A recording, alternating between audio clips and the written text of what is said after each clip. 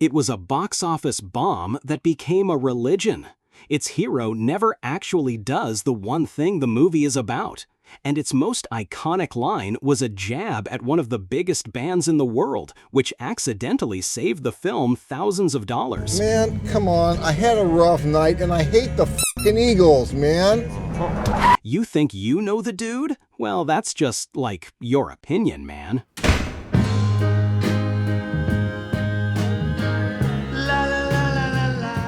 The Big Lebowski wasn't just a movie, it was a cultural shift in a bathrobe. A film noir that got lost on the way to the bowling alley. Today, we're uncovering the 20 behind-the-scenes secrets that prove the Coen Brothers' masterpiece is even weirder and more brilliant than you remember. So, grab a beverage and don't let anyone pee on your rug. Number 20. The F-bomb count. Let's start with the obvious. The film is famous for its colorful language. The F word is used 292 times. That's almost 2.5 F-bombs per minute. Like I'm fucking Is this? Fucking loser. no fucking reason. What the fuck are you talking about? What the fuck you? What the f is he talking about? So what the fuck are you talking about? What the fuck What are you talking about? What the fuck? That's fucking interesting, man. That's fucking interesting. There's no fucking reason. You're fucking wrong. Hey, this is the fucking guy. This fucking Lebowski for the fucking rug. Your fucking rug. My fucking rug. Your fucking rug. Number 19. The Dude's real-life inspiration. The Dude is real. He's based on Jeff Dowd, a film producer and political activist who helped the Coen Brothers distribute their first film, Blood Simple. Dowd, like the Dude, was a member of the anti-war group the Seattle Seven, wore casual clothes everywhere, and had a fondness for White Russians. Number 18. Walter's real-life inspiration. The aggressive, gun-toting Walter Sobchak was also based on a real person, the legendary and notoriously conservative screenwriter John Milius, who wrote Apocalypse Now. Milius loved the tribute, reportedly smiling and saying, "Yeah, that's me," after seeing the film. Number 17. The Dude's wardrobe was Jeff Bridges' own. That iconic, comfortable, slacker style, it came straight from Jeff Bridges' closet. The famous jelly sandals, the t-shirts, and the legendary sweater were all his own clothes. It wasn't a costume, it was just Bridges. Number 16. Was he high? To keep his performance consistent, before each scene, Jeff Bridges would ask the Coen brothers, "Did the Dude burn one on the way over?" If the answer was yes, he would rub his eyes to make them appear bloodshot and hazy. Number 15. Almost cast stars.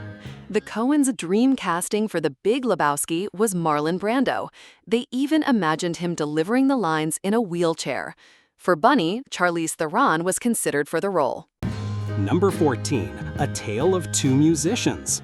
You probably know that Flea from the Red Hot Chili Peppers plays one of the nihilists, but you might have missed that the female nihilist, the one who offers up her toe, is played by acclaimed singer-songwriter Amy Mann.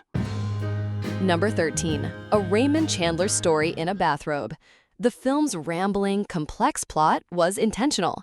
The Coen brothers modeled it after the detective stories of Raymond Chandler, like The Big Sleep. Their goal was to create a hopelessly complicated mystery that is ultimately unimportant. The journey is the whole point. Number 12. Shut the f*** up, Donny. The running gag where Walter constantly tells Donny to shut up was an inside joke. In the Coens' previous film, Fargo, Buscemi's character was a motor mouth who never stopped talking. This was their friendly revenge. Number 11. The severed toe. The infamous severed toe was almost too much for test audiences. Producers got nervous, but the Coens insisted it stay. It was a perfect example of the film's blend of dark, menacing violence and complete absurdity. Number 10. Julianne Moore was lost. Julianne Moore, who played the avant-garde artist Maud, admitted she had no idea what her bizarre art-speak lines meant. The Coens' direction was simple. Don't worry about it. Just sound like you understand. And it worked perfectly.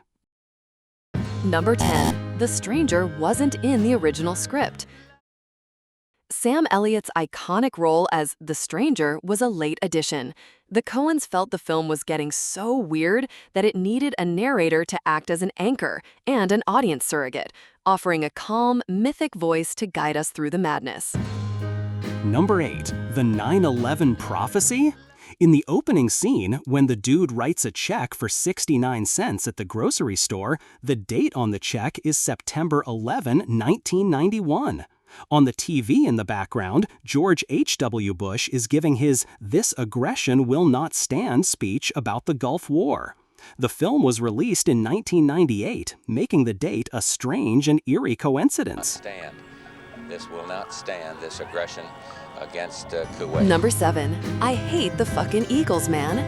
The film's closing song, Dead Flowers by the Rolling Stones, was originally too expensive. The rights holder quoted them $150,000.